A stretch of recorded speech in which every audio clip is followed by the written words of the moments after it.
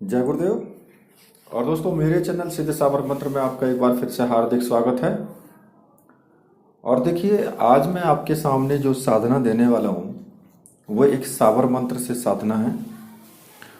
और अपने पति को छुड़ाने के लिए, शौच से छुड़ाने के लिए ये साबर मंत्र है। और ये बहुत ही तीव्र साबर मंत्र है, क्योंकि इसकी तीव्रता बहुत ज़्यादा है और बहुत तीव्रता के साथ ये काम करता है। ये मंत्र पहला नंबर कि साबर मंत्र है, और दूसरा नंबर कि इसमें देवता ऐसे हैं कि वो बहुत ही तीव्रता के साथ कार्य करते हैं। तो इसलिए वीडियो को आप पूरी देखना, स्किप मत करना, क्योंकि भविष्य में कभी ना कभी किसी ना किसी को जरूरत पड़ ही जाती है। तो इसलिए वीडियो अगर पूरी देखोगे तो कुछ समझ में भी आएगा, वरना फिर बीच में छोड़ करके आप पूछते रहोगे कि भाई गुरुजी कैसे करें, या इसमें क्या होगा, ऐसे कर लें वैसे कर लें। तो देखिए, जो जैसे कि आपका पति है किसी गलत लड़की के साथ में या किसी दूसरी औरत के साथ में, वो अपने बच्चों तक का ख्याल नहीं करता है। जब किसी दूसरी औरत से वो संपर्क में आ जाता है तो वो जो उसकी पत्नी है या उसके बच्चे हैं वो बहुत ही कष्ट भरा जीवन जीते हैं फिर, क्योंकि उस पत्नी के लिए तो ये मानना ही मुश्किल हो जाता है। और उसके दिल पर क्या गुजरती है उस वक्त की वो सोचती है कि तेरा पति दूसरी औरत के साथ है। तो उस वक्त सोचिए कि उसके दिल पर क्या गुजरती होगी। जैसे कि मान लिया आपकी पत्नी हो और वो किसी दूसरे के साथ चली जाए, तो आपके उस वक्त जो आपके दिल पर जो गुजरेगी, तो उस वक्त आप खुद सोचें कि भाई ऐसी ही उसके दिल पर भी गुजरती होगी। तो इसलिए अगर ऐसी कंडीशन आ जाती है कि भाई आपका पति किसी दूसरी औरत के चंगुल में फंसा हुआ है, या फिर किसी दूसरी औरत ने आपके पति के ऊपर कोई जादू टोना करवा रखा है, कोई भी किसी भी प्रकार से हो, ये मंत्र आपको हर हालत में बहुत तीव्रता के साथ ये काम करता है। और ये साधना आपको जरूर करनी चाहिए, और बहुत सिंपल सी साधना है, कोई ज़्यादा बड़ा विधि विधान नहीं है इसमें। ठीक है, तो मैं आपको इस साधना के विषय में बता देता हूं कि आपको ये साधना कैसे करनी है। देखिए, पूर्व दिशा की तरफ आपको मुख करके बैठना है।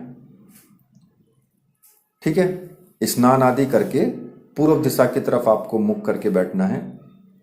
और ये साधना वही करे जिसका पति है, कोई दूसरा नहीं करेगा। ठीक है, वही करेगी जिसका पति है वो। तो पूर्व दिशा की तरफ मुख करके आपको बैठ जाना है। और आपके पास में जो विशेष रूप से जो आपको केवल 2 सामग्रियों की आपको आवश्यकता पड़ेगी इसमें, 2 हकीक पत्थर आपके पास होने चाहिए, 2 हकीक पत्थर और एक काली हकीक माला, जो कि मंत्र सिद्ध और प्राण प्रतिष्ठा युक्त हो। अगर ऐसी माला आपको चाहिए तो आप इसके लिए आप ऑर्डर कर सकते हैं। ऊपर मैंने व्हाट्सएप नंबर दिया है, वहां से आप ले सकते हैं। ठीक है, उस पर मैसेज करें, आपको माला मिल जाएगी।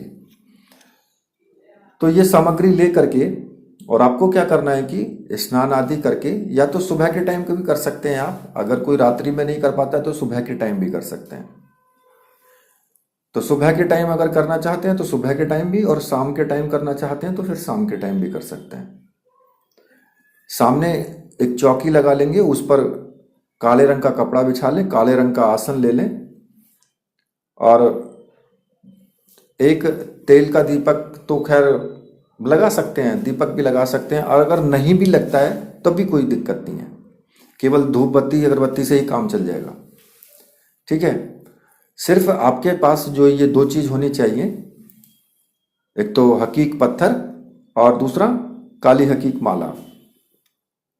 जब पूर्व दिशा की तरफ मुख करके बैठ जाएं तो सबसे पहले गुरु का पूजन करें। देखिए, अगर गुरु आपके हैं तब तो ठीक है, उन्हीं का आप एक माला का गुरु मंत्र का जाप कर लें। अगर गुरु नहीं है तो भगवान शिव को गुरु मान करके आप ओम नमः शिवाय का जाप कर सकते हैं। तो भगवान शिव को ही आप गुरु मान करके और ओम नमः शिवाय का जाप कर लें, एक माला का काफी है वो। और उसके बाद आपको क्या करना है कि एक पत्थर पर, क्योंकि मैंने 2 पत्थर बताए ना हकीक पत्थर, तो एक पत्थर पर तो अपने पति के नाम का पहला अक्षर आपको लिख देना है। मान लिया किसी के पति का नाम सुरेश है तो उस पर सु यानी स लिख देना है।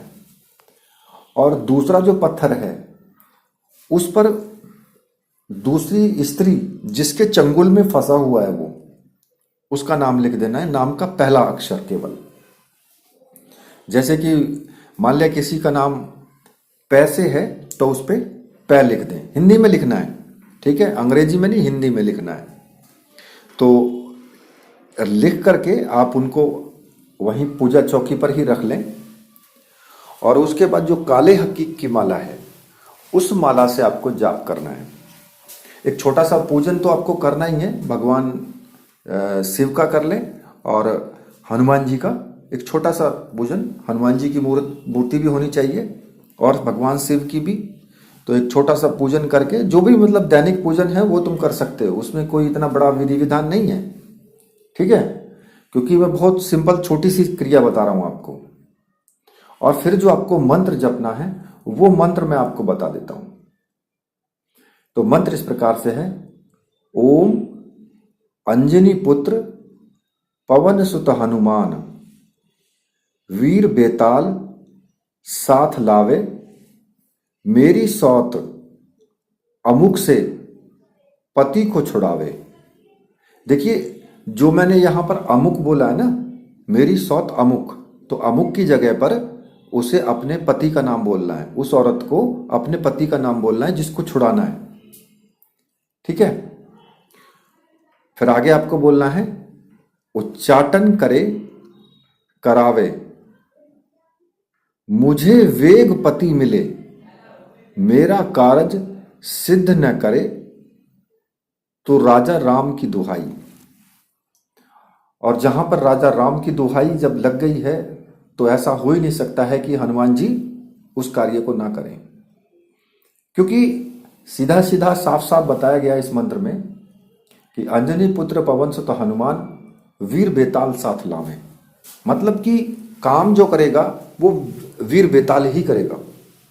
तो वीर बेताल आप जानते ही हैं बेताल को, तो बेताल की पावर क्या है, बेताल की शक्ति क्या है, क्योंकि हनुमान जी से कोई भी शक्ति ये छिपी हुई नहीं है, ये अलग नहीं हो सकती है।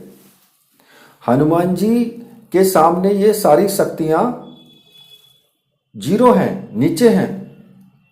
तो इसलिए हनुमान जी के तो साथ ये रहनी ही रहनी है, ये सब हनुमान जी के साथ ही हैं। ये वीर बेताल, वीर भैरव, बावन वीर, ये सब हनुमान जी के साथ हैं और हनुमान जी की शरण में है ये सब। तो इसलिए सीधा सीधा मंत्र में कहा गया है कि वीर बेताल को साथ लावें। तो ये जो मंत्र हैं ये आपको